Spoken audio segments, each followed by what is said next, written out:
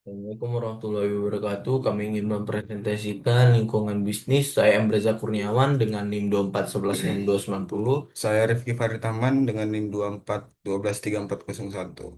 Ya, dunia dalam arah yang tidak jelas untuk menang dalam persaingan global. Suku bunga kebijakan impor atau ekspor Amerika Serikat dan implikasinya bagi Indonesia.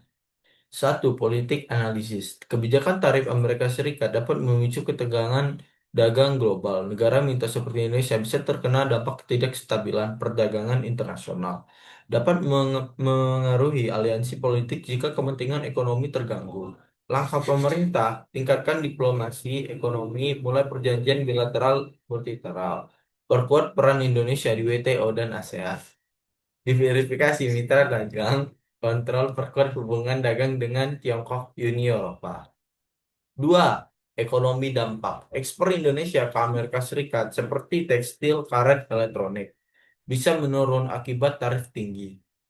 Defisit neraca perdagangan bisa meningkat, industri dalam negeri bisa terdampak akibat bahan baku impor mahal. Strateginya, dorong hilirisasi industri untuk meningkatkan nilai tambah, stimulus, investasi, dan insentif untuk sektor strategis.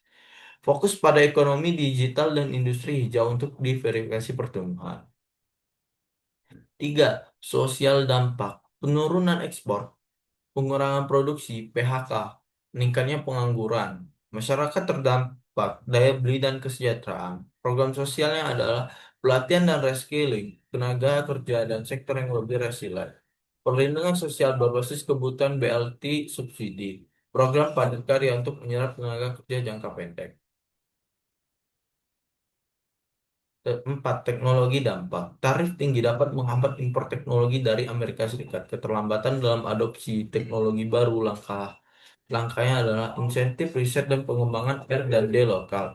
Kerjasama teknologi dengan negara non-AS, investasi di startup dan teknologi digital. Contoh AI, pertanian cerdas. Dan yang kelima, lingkungan dampak. Diverifikasi pasar bisa mendorong eksploitasi sumber daya alam yang lebih tinggi. Industri dalam negeri bisa menurunkan standar lingkungan demi efisiensi. Integrasi kebijakan lingkungan, terapkan pajak karbon dan insentif hijau. Kembangkan industri energi terbarukan PLTS, PLTB, bangunan ekonomi sirkulus dan green supply chain.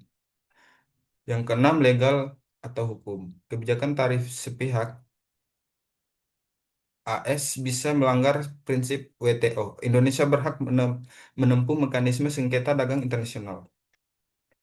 Dan untuk mencapai pertumbuhan ekonomi 8% dan menjadi negara maju, Indonesia harus mengurangi ketergantungan pada pasar dan teknologi AS, membangun ekonomi berbasis nilai tambah dan inovasi, menjaga keseimbangan antara pembangunan ekonomi dan kelestarian lingkungan, melindungi kepentingan ekonomi nasional melalui diplomasi dan mekanisme hukum internasional. Dengan strategi yang terkoordinasi dan berorientasi jangka panjang, Indonesia berpeluang besar mencapai visi Indonesia Emas 2045. Terima kasih. Sekian presentasi kami. Saya akhiri. Wassalamualaikum warahmatullahi wabarakatuh.